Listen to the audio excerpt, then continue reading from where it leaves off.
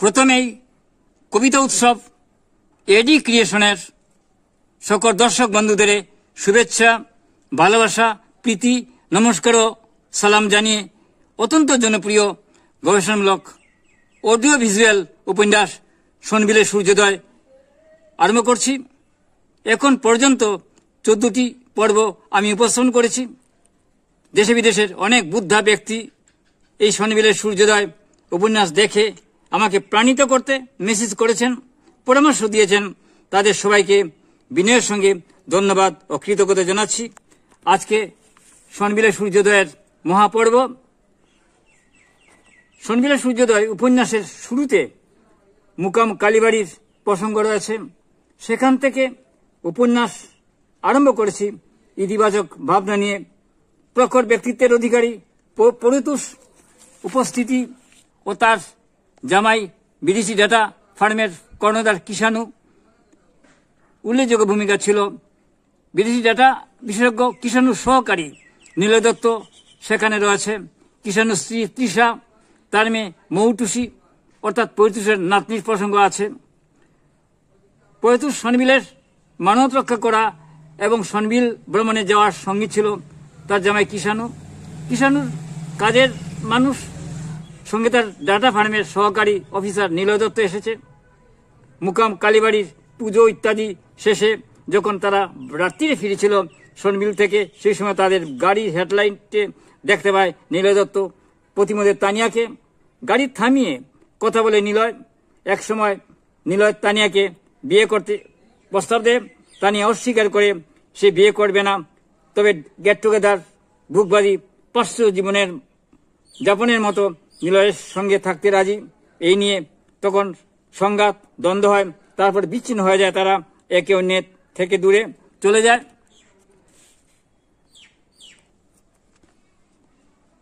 প্রতি পর্বেই কৌতূহল ও তথ্য রয়েছে। শোনবিলের সূর্যোদয় উপন্যাসে শোনবিল অঞ্চলে মানুষের আশা, আকাঙ্ক্ষা, পরম্পরা, লোকায়ত সংস্কৃতি, ধর্মবিশ্বাস নিয়ে ভাবনা, তাদের নিত্যদিনে বেঁচে থাকা লড়াই, জীবিকা, যাপিত জীবন কথা, সেই সঙ্গে তানিয়া নীলয় দত্তের প্রেমে নির্মাণ করেছি। সবকিছু নিয়ে এগিয়ে যেতে যেতে অনেক চরিত্র এসেছে। অডিও ভিজুয়াল উপন্যাসের বৈশিষ্ট্য বাস্তব চরিত্রের সঙ্গে রূপ, রস, কল্পনা মিলিয়ে সমাজ হিতার্থে ইতিবাচক বার্তা দেওয়া। আমি তা দেওয়ার চেষ্টা করেছি। এই উপন্যাসে বিশ্বখ্যাত মানবতা প্রেমী ডাক্তার লক্ষণ দাসকে যথাযথ সম্মানে এনেছি। সঙ্গে আমার প্রয়াত বন্ধু দিলীপ নাথও রয়েছে। আপনারা দেখুন, ভালো লাগবেই। তাহলে মূল উপন্যাসে চলে যাই। আজ শোনবিলের সূর্যোদয়ের পর্ব 15। আজ মহাপর্ব শোনবিলের সূর্যোদয়ের পর্ব 15 আরম্ভ করতে যাচ্ছি। আমি চলে এসেছি এক অলৌকিক মায়াময় জগতে। নিলয়, তোমার চোখের ভাষা আমি চিনি। স্কুল জীবন থেকেই ভালোবাসলো আজ, কেন তবে দূরে দূরে সম্পূর্ণভাবে গ্রহণ করতে পারছো না কেন? কেন নিলয়? তানিয়া থেমে থেমে কথা বলছিল। আবার তানিয়া বলল, তোমার ভালোবাসা কেন দুটানায় দ্বিধা দ্বন্দ্ব রয়েছে? সেই ছেলেবেলার কথা মনে পড়ে। জেঠিমাদের সঙ্গে থাকতাম আমরা, আর পাশের বাড়িতে তোমরা থাকতে। সেই স্কুল জীবনের কথা ভুলি কি করে? হাঁসফাঁস শাসনে ঘেরাটোপ থেকে এসে তোমার সঙ্গে কথা বলেই আমি আনন্দ পেতাম। বাবা থাকতেন বাইরে বাইরে, ট্রান্সফারের চাকরি, কেন্দ্রীয় সরকারের উচ্চপদস্থ অফিসার। জীবনের কেরিয়ার নিয়ে ব্যস্ত বাবা। আমাদের দিকে সময় দেওয়া তার হয়ে উঠত না। বাবার প্রতি খুব অভিমান হতো তখন আমার সব ছিল, কিন্তু বাবার ভালোবাসা ছিল না। বাবা স্নেহ একটুও পাইনি। অন্য অভিভাবক তাদের মেয়ে ছেলে নিয়ে যেত স্কুলে। যেতে যেতে কথা বলতো, কত কথা বলতো তারা, স্কুলের কথা, দিদিমণিদের কথা। আমার মন খুলে কথা বলা কেউ ছিল না। আমাদের গাড়ির ড্রাইভার রতনদার সঙ্গে কথা বলতাম, সেই ছিল যেন অসহায়ের সঙ্গী। মা থাকতেন পুজো অর্চনা নিয়ে, আমি বড় একা। কেবল বড় পিসিমা আদর করত, এখনো করে। আমার মনটা বুঝতো পিসি। কখনো কখনো স্কুলে নিয়ে যেত, স্কুলে রিবন ইত্যাদি কিনে দিত। সেটার মূল্য কি তা বুঝবে না তুমি। আমি দামি গাড়ি করে যেতাম, তবু আমার কেন খুব কষ্ট হতো। আমি চেয়েছিলাম অন্যদের মতো হাসতে হাসতে স্কুলে যেতে, দুষ্টামি করতে করতে যেতে। সেই সুযোগ ছিল না। কেবল শাসন, পড়াশোনা, মাস্টারমশাই দীপঙ্কর স্যার আসতো সন্ধেবেলা, রবিবার দীপক স্যার আসবে ড্রয়িং করাতে, শনিবার আসবে যোগাসনে দিদি মিতু ম্যাডাম, বিকেলে হোমওয়ার্ক। খেলাধুলা করার সুযোগ নেই, মন খুলে বলার সময় নেই। কখন পালিয়ে যেতাম জেঠু জেঠিমাদের ঘরে। জেঠিমা কখনো আচার দিতেন, কখনো বা সন্দেশ। এইসব কথা বলতাম না বাবাকে। আমার দিনের সব কি যাচ্ছে সব খবর নিতে টেলিফোনে খবর নিতেন বাবা।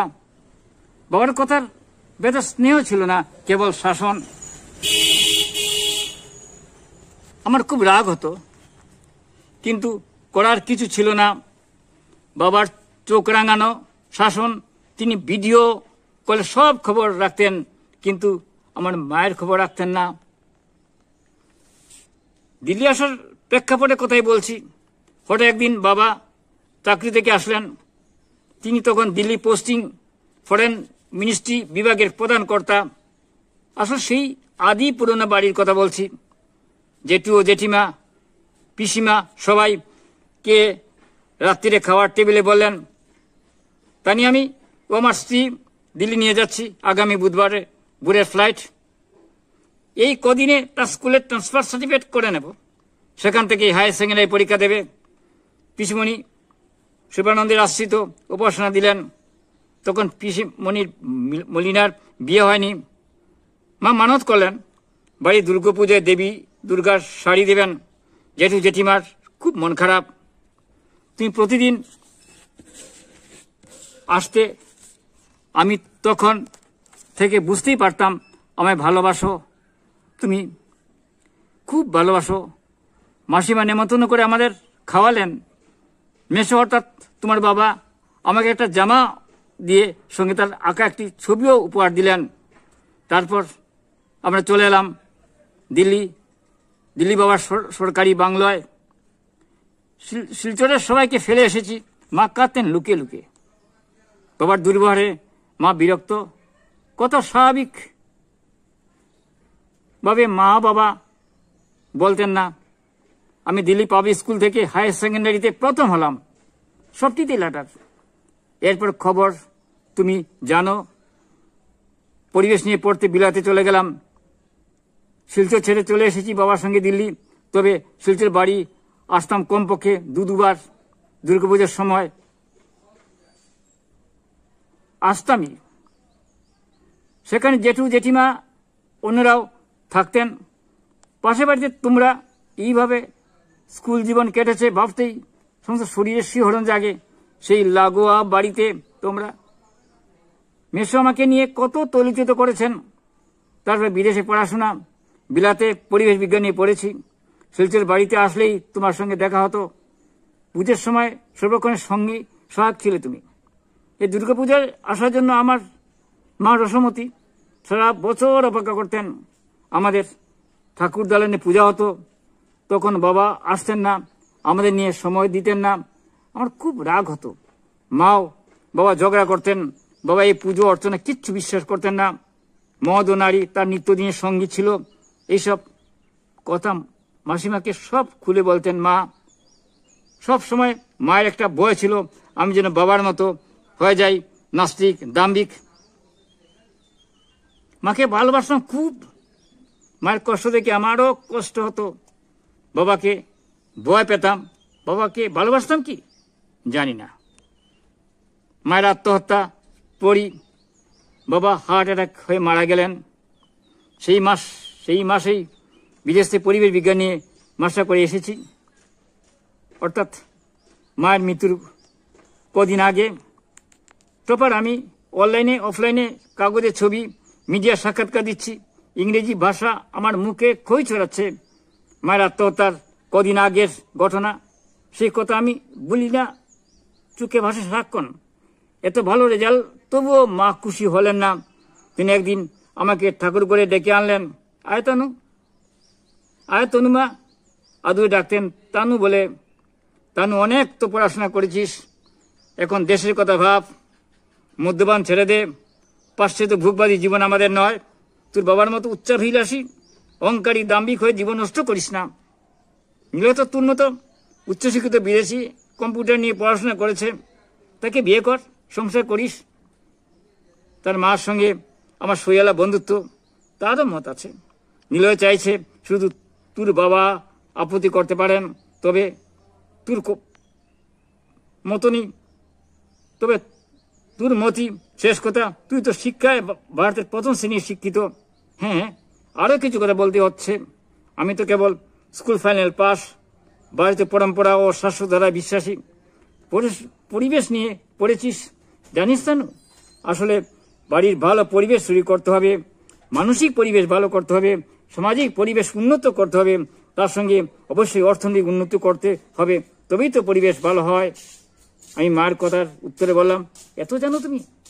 মা কথা শুনে হাসলেন। তোর বাবা তো সবসময় আমাকে বলে মূর্খ কেউ। যাক, সে কথা। আবার আমার বিয়ের প্রসঙ্গে বলেন, তোর বাবার সঙ্গে কথা বলবো। তখনই মাকে বলেছিলাম, না মা, বিয়ে করবই না। তার উত্তরে তানিয়া বললে, মা তুমি কি পেলে বিয়ে করে? মা হেসে বললেন, তোকে তো পেয়েছি শোনা, তুই জগৎ খ্যাত তানু শোনা। এ বলে মা আমার গলা জড়িয়ে আদর করলেন। সেই সময় কখন তোমার মা অর্থাৎ মাসিমা এসেছিলেন ঠাকুর ঘরের কাছে দেখিনি। সেই মাসিমাও আমাকে বউ করে নিতে চেয়েছিলেন। মাসিমা আমার একাকিত্বের জন্য চিন্তিত ছিলেন। সাইকোলজি অ্যাডজাস্টমেন্ট ডিসঅর্ডার রোগে ভুগছিলাম তখন আমি। বড় লক্ষ্মীমতী মাসিমা ছিলেন। তোমার বাবাও আমার বাবার বাল্য বন্ধুত্ব সহপাঠী ছিলেন তিনি। বাবা মেশোকে অমর বলে ডাকতেন, তাই আমাদের বাড়ির সকল অনুষ্ঠান তাকে দেখা যেত। তিনি ছিলেন একজন মাস্টারমশাই ও চিত্রকর শিল্পী। দাম্ভিক বাবাকে একটি ছবিও এঁকে উপহার দিয়েছিলেন তিনি। আমাকে ডাকতেন মিষ্টি মণি বলে। যখন আসেন উপহার নিয়ে আসতেন। রবীন্দ্রনাথের কত কত বই উপহার দিয়েছিলেন। সাদা ধবধবে ধুতি পরতেন। স্বল্প রোগে হঠাৎ তিনি মারা গেলেন। তার স্বপ্ন তুমি বাস্তবিত করেছ। আধুনিক প্রযুক্তির আন্তর্জাতিক ডাটা বিশেষজ্ঞ তুমি নিলয়, আর আমি এক বহিমান বাবার দুলালি হয়ে বাদর হয়েছিলাম। পড়াশোনায় আকাশচুম্বী, অবাস্তব স্বপ্নে দেশে বিদেশে ঘুরে অভিজ্ঞতাও শিক্ষার ঝুলি বড়লেও ভারতীয় জীবন থেকে শিকড় ছিন্ন ছিলাম। তখন ডিপ্রেশন অর্থাৎ আমার বিষণ্ণতার রোগে আক্রান্ত ছিলাম। তারপর তখন বিদেশে ডেঙ্গু জ্বর হয়েছিল। ও ডেঙ্গু জ্বরের সময় শ্রদ্ধেয় ডাক্তার লক্ষণ দাসের সান্নিধ্যে এসে বুঝেছি জীবন শুধু বুক নয়, জীবন শুধু বিলাস নয়, জীবনের মর্মমূলে আরও কিছু রয়েছে। সেটা হলো ত্যাগ, শাশ্বত জীবনবোধের প্রতি আস্থা, যেখানে অমৃত প্রেমে মানুষ দেবত্বেরই সন্ধান খোঁজে। যখন বুঝলাম একটুখানি, তখন ফিরে এলাম পিসিমার বাড়ি। যেহেতু বিদেশে আসা যাওয়া ছিল এবং পরিবেশ বিজ্ঞানী হওয়ার সুবাদে আন্তর্জাতিক মানের সংস্থায় কাজও পেয়ে গেলাম। সনবিল অঞ্চল নিয়ে কাজ করছি। যাত্রা যখন নিলয় আমার তোমার একই লক্ষ্য, যখন একই পথে, তাহলে সংসারে আঁটো-সাঁটো বন্ধন থাকতে আপত্তি কি? নিলয় হাঁটছিল আর কথাগুলো শুনছিল তানিয়ার মুখে। নিলয়ের কথার প্রত্যুত্তরে বলো, তুমি যখন বুঝেছ সেই উপলব্ধি থেকে তোমাকে পুড়ে পড়ে শোনার তানিয়া হয়েছে, শুদ্ধ পবিত্র তুমি। তখন বলল, তবুও তোমাকে বলতে হয়, যন্ত্রণার বোঝা নিয়ে ঘুরে বেড়াচ্ছি। তানি আবার কিছুক্ষণ পর বললে, না বলে কষ্ট হয়, ভীষণ কষ্ট হয়। তখন নিলয় বললে, তাহলে বলো। ছি, কিভাবে সেদিন মাসিমাকে বলেছিলাম আমি বউ হব না। নিলয়কে আমার ভালো লাগে, তবে গেট টুগেদার হয়েই থাকবো। ছি ছি, কিভাবে এই কথা বলেছিলাম ভাবতে বড় লজ্জা লাগে। আজ মাসিমা নেই, ক্ষমা চাওয়ার জায়গা নেই। শুধু তোমাকে বিয়ে সংসার করে সেই পাপের প্রায়শ্চিত্ত করবো। বদলে গেছি আবার, বলে তানিয়া। বুকবাদী নই আমি, ক্লাব পাঠিয়ে যাই না এখন। বাবা বিখ্যাত কেন্দ্রীয় সরকার উচ্চপদস্থ IAS অফিসার থাকার সুবাদে পৃথিবীর বিভিন্ন দেশে বাবার সঙ্গে ঘুরেছি। বাবার দাম্ভিকতা, উচ্ছৃঙ্খল জীবনযাপন, মদ্যপান, পারিবারিক কলহের সূত্রে আমার আত্মহত্যা আমাকে বিষণ্ণতা ও জীবন বিমুখ করেছিল। সত্য ডাক্তার লক্ষণ দাসের সান্নিধ্যে গিয়েছিলাম আমি। বিশ্ববিখ্যাত ডাক্তার, শৈল চিকিৎসক, আমেরিকায় কমার্স থাকেন শিলচর কল্যাণী হাসপাতালে। সেই হাসপাতালে কর্ণধার তিনি। জেনেছি ডাক্তার লক্ষণ দাস রোগীদের নিঃস্বার্থ সেবা করে চলেছেন, তার সাধ্যমতো বিয়ে করেনি। সাধারণ মানুষ তাকে ভগবান দাস বলে শ্রদ্ধা সমীহ করেন, নানান প্রতিষ্ঠান সম্মাননা দিয়ে মান্যতা দিয়েছে। আমার জীবনের ভূগোল বদলে দিয়েছেন তিনি। আর কোনো উদাহরণ, কোনো মোটিভেশন পঠন পাঠন শ্রবণের দরকার নেই। তার জাবিত জীবনী সৃজন আমরা চলার পাথে হয়ে রয়েছে। যখন ডাক্তার সেবাকে বাণিজ্য করে তুলছেন ব্যাঙের মতো হাজার গজিয়ে ওঠা নার্সিংহোম, সেই সময় বিপরীত স্রোতে অন্য মেরিতে দাঁড়িয়ে আদর্শ চিন্নায়ক হয়ে রইলেন তিনি, বরেণ্য তিনি। এই বলে নিলয়ে হাত ধরলে তানিয়া।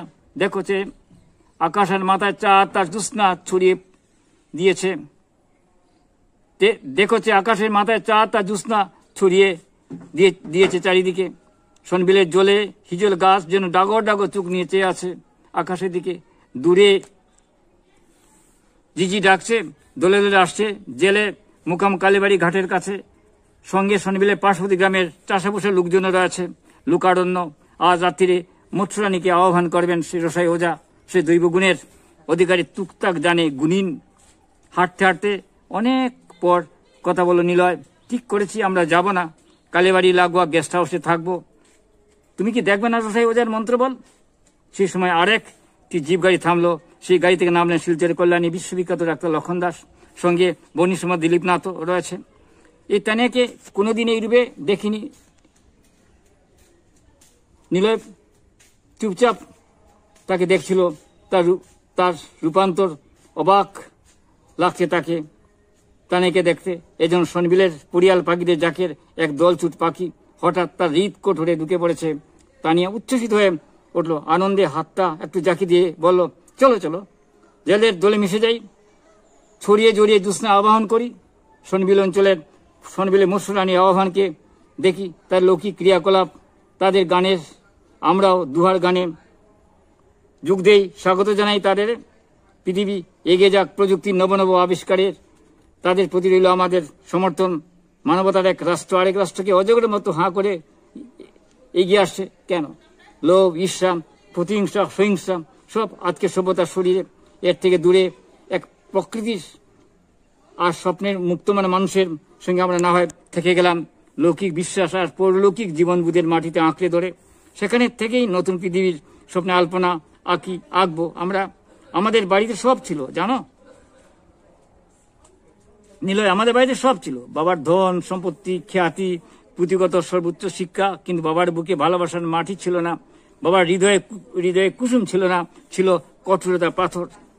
মায়ের আত্মহত্যার পর যখন বুঝলেন তখন অনেক অনেক দেরি হয়ে গেছে।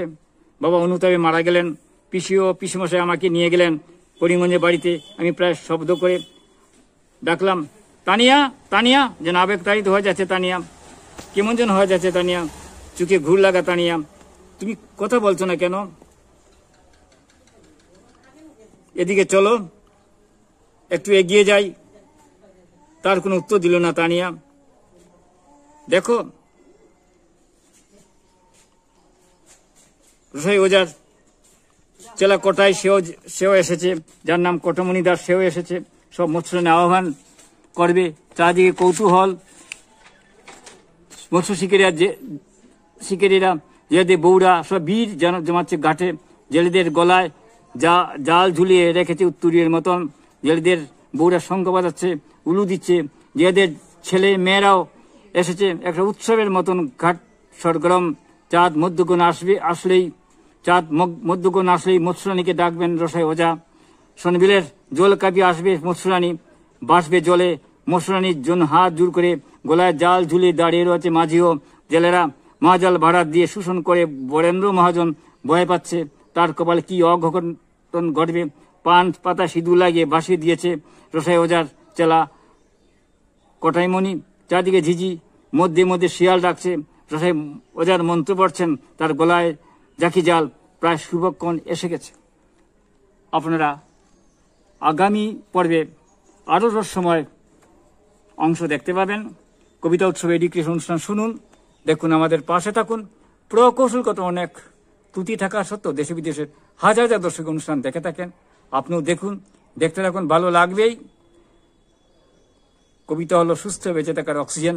আমাদের অনুষ্ঠান কবিতার চ্যানেল হলো আমরা গবেষণামূলক তথ্য নির্ভর অনুষ্ঠান পরিবেশন করে থাকি। শনিবেলে সূর্যোদয় একটি গবেষণামূলক অডিও ভিজুয়াল উপন্যাস। দেখতে থাকুন, ভালো লাগবেই। নমস্কার।